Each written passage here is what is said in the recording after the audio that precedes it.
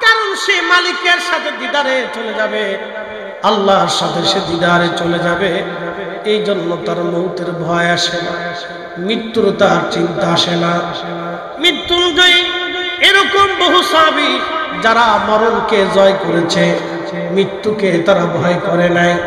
তাদের ভিতরে একজন সাহাবীর নাম হযরতে খাব্বাব, একজন সাহাবীর নাম হযরত ইয়াসার, একজন সাহাবীর নাম হযরতে সুমাইয়া, একজন সাহাবীর নাম হযরত আব্দুল্লাহ, একজন সাহাবীর নাম হযরতে বেলাল, একজন সাহাবীর নাম হযরত খুবাইব, একজন সাহাবীর নাম হযরতে যুলবাজাদাইন, একজন সাহাবীর নাম জুলাইবি, একজন সাহাবীর নাম হযরতে বেলাল। এরকম বহু সাহাবী যারা কালেমা পড়ার কারণে অনেক অত্যাচারের শিকার হয়েছিলেন, কিন্তু তারা মিথ্যার কাছে মাথা নত করেন নাই।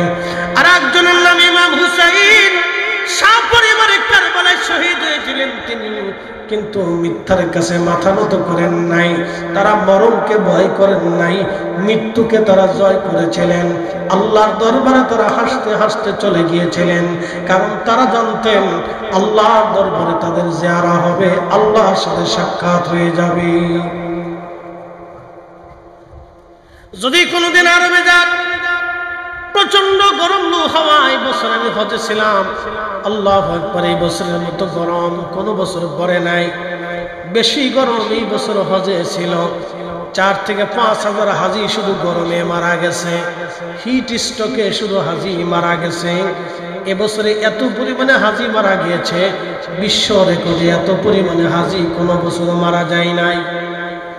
শুধু হিট স্ট্রোকে হাজার হাজার হাজি হিট স্ট্রোকে মারা গেছে। প্রত্যেক দিন কাবাতে এমন কোন নামাজ নাই যে নামাজে কাবাতে জানাজা না হয়েছে। প্রত্যেক ওয়াক্ত নামাজে কাবাতে জানাজা হয়েছে। এত পরিমাণে হাজি এই বছর মারা গিয়েছে।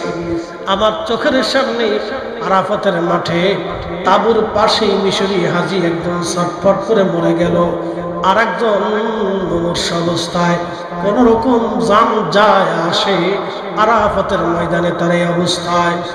হিট স্ট্রোকে প্রচন্ড গরমে হাজিরা পাগল পারা হয়ে গেল এই বছর। আল্লাহু আকবার। এত কঠিন প্রচন্ড গরমে হযরত বেলাল রাদিয়াল্লাহু আনহুকে ধরে নিয়ে বেঈমানের দলেরা তাকে ওই মরুভূমির মধ্যে হাত পা গুলি বেঁধে নিয়ে বুকের মধ্যে পাথর চাপা দিয়ে ফেলে চলে আসতো। গরমে লু হাওয়াতে জিহ্বা পর্যন্ত শুকায় আসে, কলিজা পর্যন্ত শুকায় যায়। আপনি জানেন না, যদি হজে কোনোদিন যান তো দেখবেন আরাফা থেকে মুসলমান হাঁটা শুরু হয়। আরাফার রাত্রিবেলা মাগরিবের নামাজের পর থেকে সূর্য ডোবার পর থেকে আরাফা থেকে বের হতে হয়, মুজদালিফায় হেঁটে হেঁটে আসা, মুজদালিফায় রাত্রি যাপন করে কোনো রকম একটু সময় পাওয়া যায়, বিশ্রাম শেষ করে এরপরে ফজরের নামাজ পড়ে আবার হাঁটা শুরু হয়ে যায়। মুজদালিফা হয়ে মিনার মাঠ দিয়ে, মিনার পাশ দিয়ে আপনাকে হেঁটে হেঁটে আসতে হবে জমারাতে, যেখানে শয়তানকে পাথর মারা লাগে। সর্বপ্রথম ছোট শয়তানকে পাথর মেরে, 7টা পাথর মেরে আপনি চলে আসবেন। আহা, ছোট শয়তানকে আপনি পাথর মারতে হবে। পাথর মেরে আপনি হারামে চলে আসবেন। হারামে এসে অবশ্যই আল্লাহর নবীর দরবারে ইন্তেকাল মোবারকের পরে আবু বকরের জামানাতে বেলাল সিরিয়া থেকে দামেস্ক চলে গেলেন, মদিনা থেকে দামেস্ক চলে গেলেন সিরিয়া। বহুদিন ঘুমের মধ্যে দেখে রাহমাতুল লিল আলামিন নবীজি বেলালের ঘরে তশরিফ এনেছে। নবীজি ডাক দিয়ে বলেন, বেলাল রে, কেমন জুলুম তুমি শুরু করছো আমার সঙ্গে? কেন তুমি আমার জিয়ারতে আসো না রে বেলাল?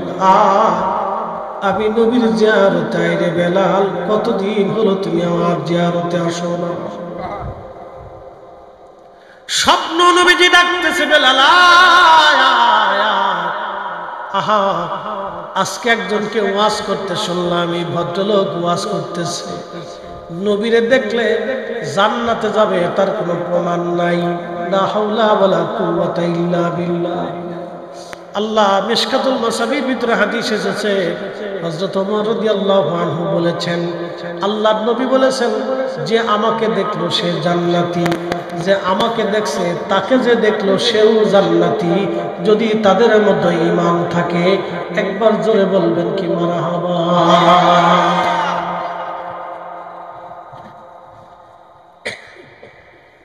আল্লাহর মুসলমান নবী স্বপ্ন দেখালেন বেলাল, আমি নবীর জিয়ারতে আসলে বেলাল কেমন জুলুম তুমি আমার সাথে শুরু করছো, বেলাল কেন আসো না আমার জিয়ারতে। স্বপ্ন দেখার পরে বেলাল সিরিয়া থেকে রওনা হয়ে গেল। মদিনার পানে রওজা মুবারক তখন এরকম ছিল না,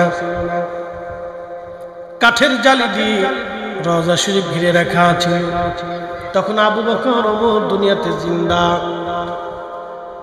বেলাল আসছে রওজা শরীফের পাশে বসে বসে রওজা মুবারকের মধ্যে মাথা ঠেকিয়ে বেলাল কাঁদতেছে। নবীজি গোলামকে আসতে বলেছিলেন, গোলাম আপনার কদম মুবারকে হাজির হয়ে গেছে। ইয়া রাসূলুল্লাহ আমি আপনার জিয়ারতে আসছি।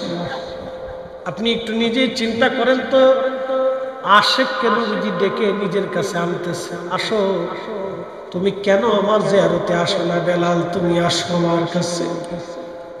আল্লাহর নবী বেলালকে কতটা ভালোবাসলেন। ইন্তেকালের পর নবীজি জিয়ারত করার জন্য বেলালকে নিজের কাছে ডেকে নিয়ে আসছে।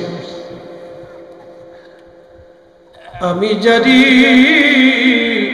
প্রেমে পাগল সে তো মদিনা,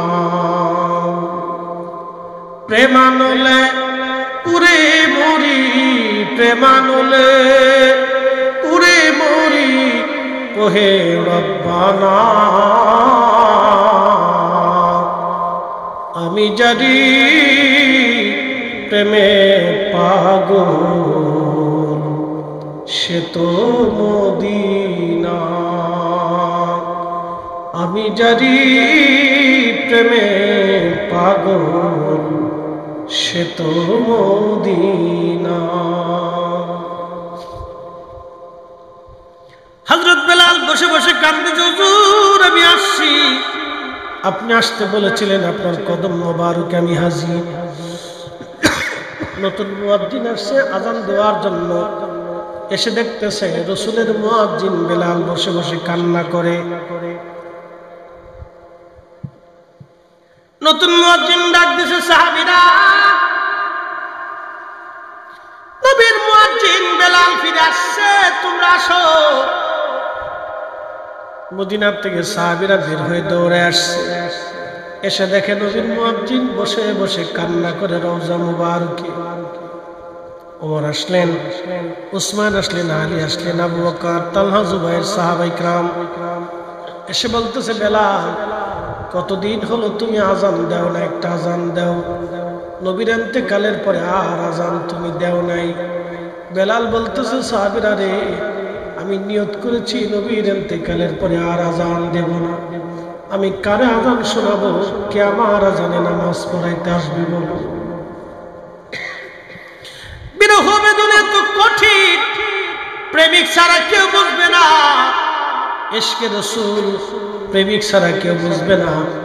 বাবারে অনেক বিদ্যা হলে ইশকে রাসূল হয় না, অনেক অর্থ হলে ইশকে রাসূল হয় না। ইশকে রাসূল আল্লাহ যার কলিজার মধ্য দিয়ে দেয়, তিনি শুধু ইশকে রাসূলের অধিকারী হন। কি কথা বলেন ঠিক কিনা?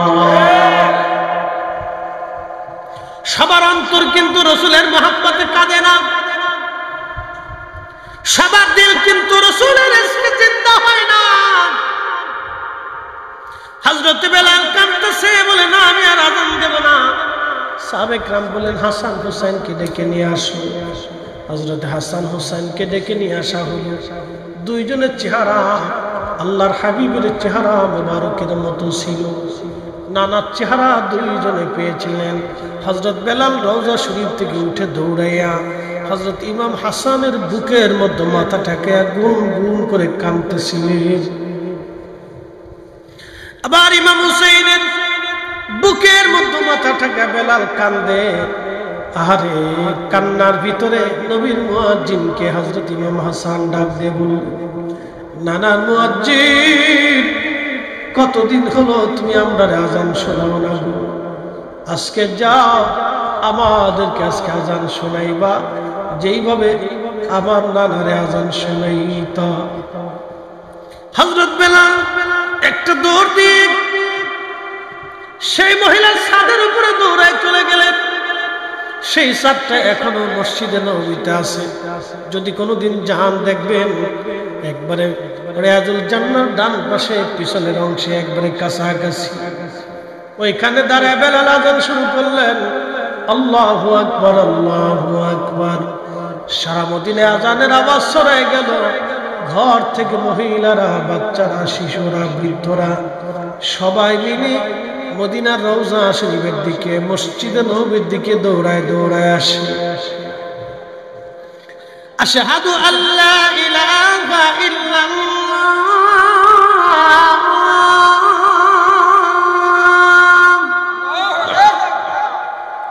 সারা মদিনার ভিতরে কান্নার রোল। নবী কি ফিরে আসছে বুঝি, নবী বুঝি ফিরে আসছে, নবী বুঝি ফিরে আসছে রে। ইমাম তাকিউদ্দিন সুবকি শিফাউস সাকামের ভিতরে তিনি লেখেন, সারা মদিনায় মানুষের ভিতরে আওয়াজ এসে গেল, নবী বুঝি ফিরে আসছে রে, নবী বুঝি ফিরে আসছে, নবী বুঝি ফিরে আসছে। মদিনার মহিলারা কান্না করে, বাচ্চারাও কান্না করে, যুবকরাও কান্না করে, মদিনার মানুষ কান্না করে, সাহাবীরা গুন গুন করে কান্না করে। সারা মদিনায় কান্নার আওয়াজ বেড়ে গেল। নবী বুঝি আসছে রে, নবী বুঝি ফিরে আসছে। হযরত বেলাল যখন আযান দিলেন, আশহাদু আন্না মুহাম্মাদান রাসূলুল্লাহ,